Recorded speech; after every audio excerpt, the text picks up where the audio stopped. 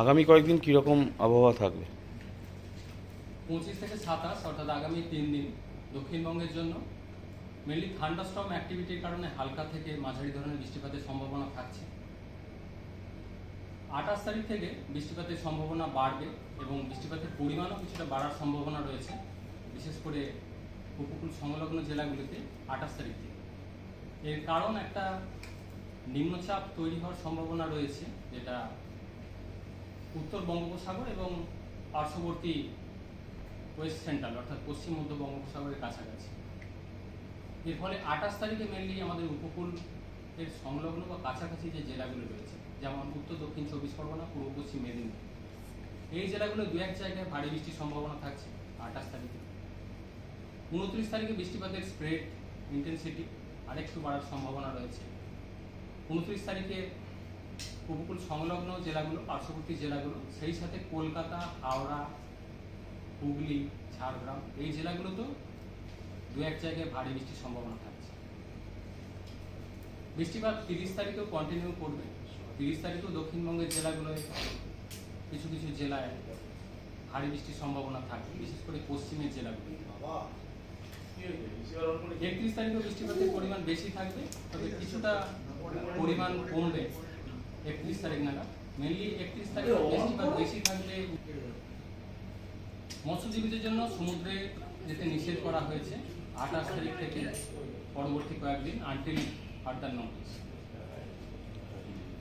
কলকাতা পার্শ্ববর্তী অঞ্চলের জন্য আগামী 3 দিনের যদি পূর্বাভাস বলা হয়, প্রধানত মেঘলা আকাশ, মাঝে মধ্যে এরকম বৃষ্টিপাত হালকা থেকে মাঝারি ধরনের থাকার সম্ভাবনা থাকছে।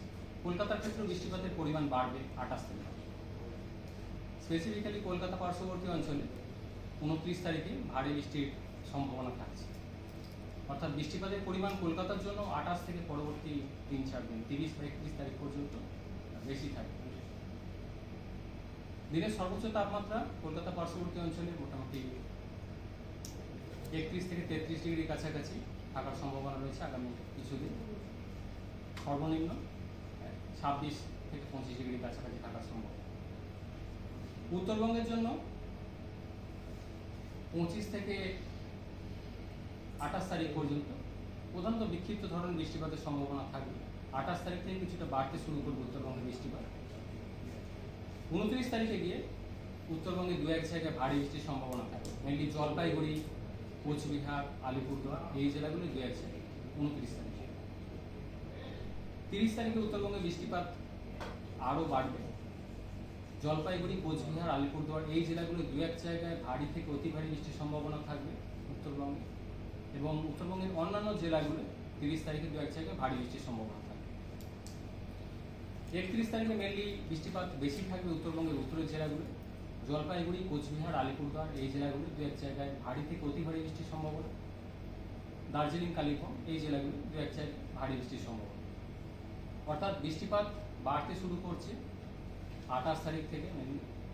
সেটা শুরু হচ্ছে দক্ষিণবঙ্গের উপকূলের সংলগ্ন জেলাগুলি দিয়ে, ধীরে ধীরে সেটা উত্তরের দিকে ক্রমশ অগ্রসর হতে থাকে।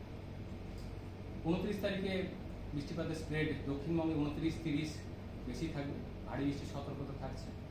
উত্তরবঙ্গের জন্য বৃষ্টিপাত মেনলি বাড়ছে 29 থেকে, এবং 29 তারিখে কয়েকটা জায়গায় ভারী বৃষ্টি, 30-31-এ গিয়ে উত্তরের জেলাগুলো দু এক জায়গায় ভারী থেকে অতি ভারী বৃষ্টির সম্ভাবনা থাকছে। এর মধ্যে দিয়ে কি বর্ষা আসার একটা বর্ষা কেরালায় প্রবেশ করেছে 24 তারিখে, যেটা স্বাভাবিক 1 জুনের কাছাকাছি থাকার কথা, তার বেশ খানিকটা আগেই প্রবেশ করেছে। আগামী 3 দিনে আমাদের উত্তর পূর্ব ভারতের যে রাজ্যগুলো রয়েছে কোথাও কোথাও বর্ষা প্রবেশ করার সম্ভাবনা থাকছে। আমাদের দক্ষিণবঙ্গ বা উত্তরবঙ্গ স্পেসিফিক এখনো বলা হয়নি, উত্তরবঙ্গে জেনারেলি বর্ষা আগে প্রবেশ করে। তো আগে আমাদের উত্তর পূর্ব ভারতে বর্ষা প্রবেশ করলে তারপর স্পেসিফিক আপডেট দেওয়া হবে। উত্তর পূর্ব ভারতের জন্য আগামী 3 দিনে কিছু কিছু অংশে বর্ষা প্রবেশ করার সম্ভাবনা রয়েছে নর্থ ইস্টার্ন স্টেট। যে নিম্নচাপটি রয়েছে সেটা কি কোনো রকমভাবে ঘূর্ণিঝড়ে রূপান্তর হওয়ার সম্ভাবনা আছে?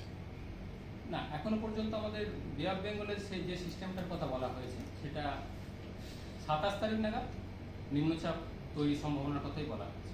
এখনো পর্যন্ত সেরকম ইন্টেন্সিটি সেভাবে কিছু বলা হয়নি, তো মনিটর করা হচ্ছে কন্টিনিউয়াস, সেটা সিস্টেমটা কম হয়ে গেলে তার ফার্দার ইন্টেন্সিটি বা ট্র্যাক আরও পরিষ্কার হবে। এখনো পর্যন্ত লো প্রেসারের কথাই বলা হয়েছে 27 তারিখ, কোন কোন এবং জায়গায়- প্রভাব মেনলি ভারী বৃষ্টি, দক্ষিণবঙ্গে ভারী বৃষ্টি এবং উত্তরবঙ্গে কোথাও কোথাও ভারী থেকে অতি ভারী বৃষ্টি আপাতত এখনো পর্যন্ত যা আছে।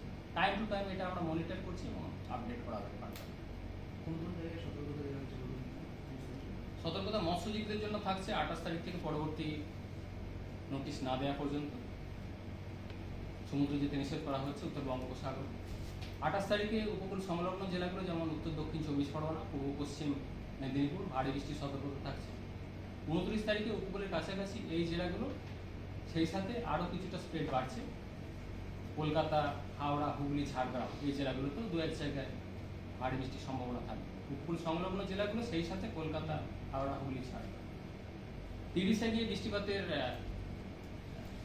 যে মেন কোর এরিয়াটা অর্থাৎ হেভি রেনফলের এরিয়াটা মেনলি আমাদের পশ্চিমের জেলাগুলোতে থাকার সম্ভাবনা থাকবে বেশ কিছু জেলা। 30 তারিখেও বৃষ্টিপাতের পরিমাণ বেশি থাকবে দক্ষিণবঙ্গের সমস্ত জেলাতে। ভারী বৃষ্টির সতর্কতা থাকবে মেনলি পশ্চিমের কিছু কিছু জেলা।